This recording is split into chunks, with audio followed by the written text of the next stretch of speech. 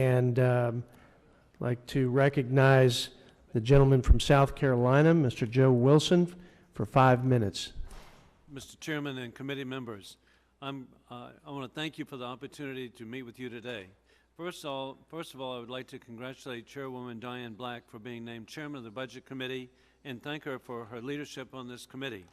As we face difficult economic times, I appreciate the dedicated efforts of the Chairwoman, ranking members, and members of the committee. I am grateful to represent the 2nd Congressional District of South Carolina, a diverse and thriving district on the I-20 corridor that is home to a few of our nation's most critical national security and environmental cleanup missions: Fort Jackson in the Midlands and the Department of Energy's Savannah River site in the Aiken-Barnwell area. These unique missions contribute to our state and nation in countless tangible ways. Each of these installations provides unique services to our country and requires our support.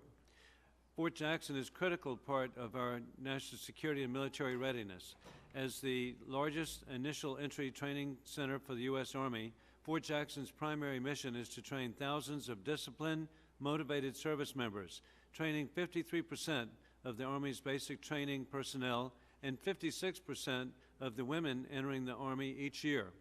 At a time when our nation faces critical threats around the world, from ISIL, from North Korea to Iran, the mission at Fort Jackson has never been more vital to achieving peace through strength. Additionally, Fort Jackson supports other critical missions, including the U.S. Army Soldier Support Institute, the Army Chaplaincy Center, the National Center for Credibility Assessment, and the Army's Drill Sergeant School. The impact of the base positively impacts the surrounding community, as well as employing nearly 3,500 civilians in providing services for 46,000 retirees and military family members. A little more than an hour down I-20 corridor from Fort Jackson is the Department of Energy's Savannah River site in the Aiken-Barnwell community. This site is a national asset responsible for supporting our nuclear weapons missions and conducting cutting-edge research. The Savannah River site is home to the Mixed Oxide Fuel Fabrication Facility, MOX, a critical component of our national security environmental cleanup mission. Currently 70% completed, when finished, the MOX facility will be able to take weapons-grade plutonium and reprocess it into green fuel, a more secure and sustainable option than potentially placing South Carolina and Georgia as a plutonium dumping ground.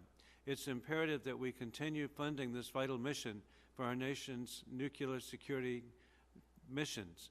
In addition to MOX, the Savannah River site is home to many other vital Department of Energy nuclear security environmental cleanup missions.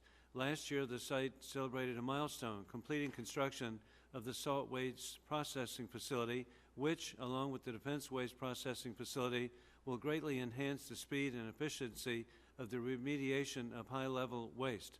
Other critical facilities include H Canyon, the nation's only production-scale nuclear separations plant in both K and L areas where safely stored nuclear material.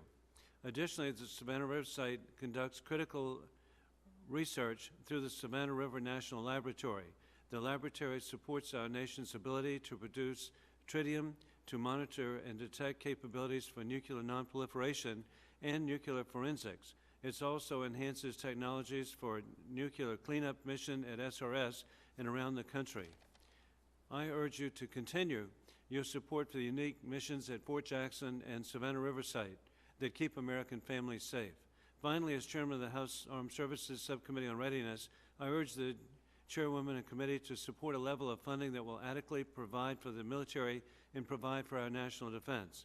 The first priority of the federal government is to provide for common defense, and I echo the calls of House Armed Services Committee Chairman Mac Thornberry and Senate Armed Services Committee John McCain in calling for the $640 billion to ensure that our service members are trained, equipped, and resourced to complete their mission. Thank you, and I can't believe I ended this quickly. Are there any questions? Thank you, Mr. Wilson. Ask the ranking member, Ms. Del Bene, if she has any questions or comments. Thank you, Mr. Wilson. Grateful for your service and honored to be here. Thank you very much. Thank you for your time and your remarks.